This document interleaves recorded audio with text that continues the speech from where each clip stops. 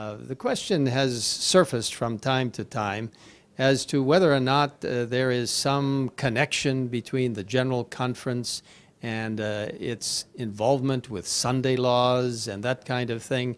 Also, strange rumors that have been floating around in the internet for a number of years, actually, that the Pope has contacted the United States President, who has contacted the General Conference President about national Sunday laws and all of this. I want to tell you that this is absolutely incorrect, totally false. Somebody somewhere imagines certain things and puts it on the internet, and then people believe what they read. Understand that, yes, national Sunday laws will come, persecution will come, but nothing of that sort is in the pipeline at the present time, nothing that we have understood. But nothing of that sort is in the pipeline at the present time, nothing that we have understood.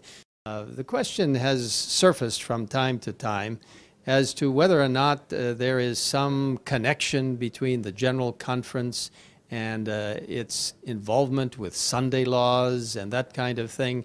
Also, strange rumors that have been floating around in the internet for a number of years, actually, that the Pope has contacted the United States President, who has contacted the General Conference President about national Sunday laws and all of this.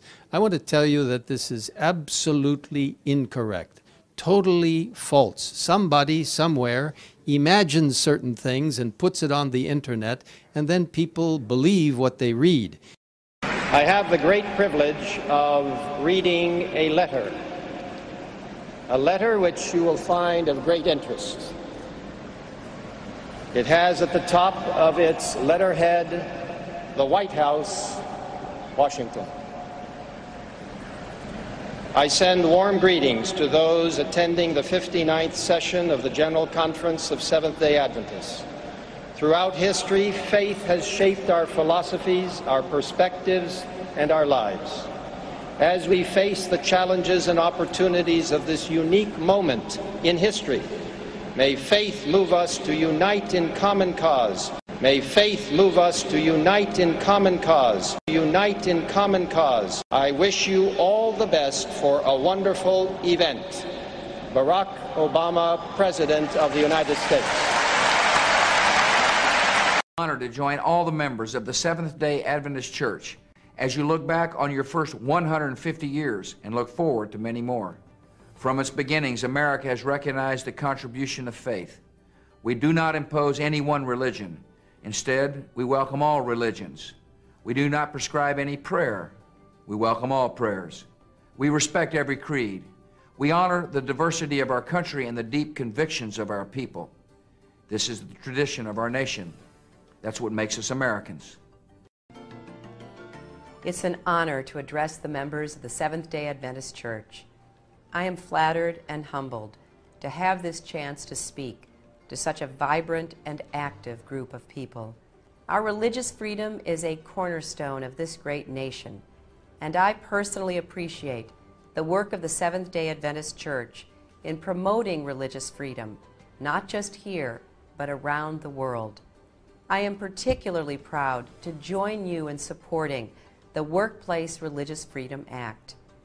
With faith and strong families and the freedom to allow faith to prosper, our people and our nation will be ready to embrace the future. We'll be ready to embrace the future. And what future is that, friends? Why do these leaders speak favourably about the current Seventh-day Adventist Church? It is because our church leaders have turned their backs on the commission that God gave us in the days of our pioneers. The reason that the Seventh-day Adventist Church is not persecuted today, and instead is spoken of favourably, is because our leaders have rejected the three angels' messages and entered into ecumenical relationships with not only the leaders of the world, but with Babylon itself, the fallen churches. SDA leaders are actively uniting with the papacy, the first beast of Revelation 13. They are actively uniting with America, the the second beast of Revelation 13. They are actively uniting with the kings of the earth of Revelation 17. And they are actively uniting with the fallen Protestant churches of Babylon. But nothing of that sort is in the pipeline at the present time, nothing that we have understood. Don't spread rumors. Don't spread inaccurate information. Spread the truth. The day of worship becomes one other than the seventh-day Sabbath. And in fact, the mark of the beast would be the worship of God on any other day than that particular day. And in fact, the mark of the beast would be the worship of God on any other day than that particular day. So why would Ted Wilson say there is nothing in the pipeline regarding the Sunday law? Just put the pieces together, friends.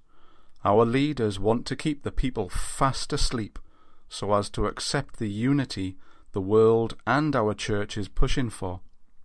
And what is this religious liberty that they keep preaching about? Friends, this is a trap to unite the churches. The kind of religious liberty they are talking about is the kind that will not allow us to expose that mother of harlots, the Roman Catholic Church, and her daughters, the fallen Protestant churches. It is the kind that will not allow you to expose false religion and try and convert someone to the truth. It is the kind of religious liberty that tells you to just accept people as they are and not tell them the truth about the real gospel. Take a look at this picture of the International Religious Liberty Association's 8th World Congress. You can see Ganoun Diop on the left, the Adventist leader you see in so many other pictures. Ganoun Diop is not only the General Secretary of the Conference of Secretaries of Christian World Communions, that annual ecumenical meeting of world religions with the Pope at the Vatican. He is also the current chairman of the International Religious Liberty Association, an association led by a wide mixture of people, from American statesmen to lawyers, professors, and leaders of various ecumenical groups. So our leaders are working alongside civil leaders and religious leaders from other faiths to promote so-called religious liberty. And what are they ultimately working towards? Unity. It is even spelled out for us clearly on this news article regarding the Conference of Secretaries of Christian World Communions. It says, the World Evangelical Alliance has introduced its new leadership structure to heads of global denominations in the course of the annual meeting of the Conference of Secretaries of Christian World Communions.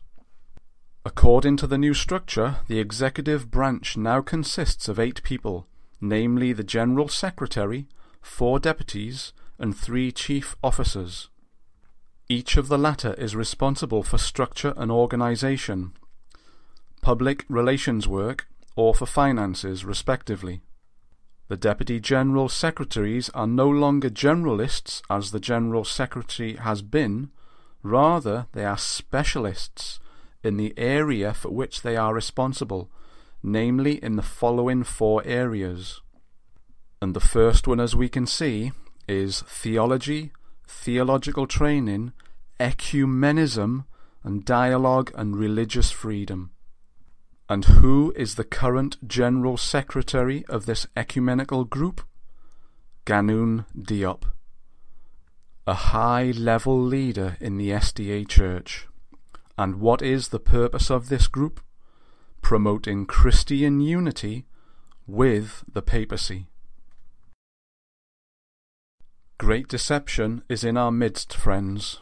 Our church leaders have rejected the 3 angels' messages, and destruction is coming to the corporate-led Adventist church, as well as all the fallen churches of Babylon, and we need to be wide awake and studying God's Word for ourselves.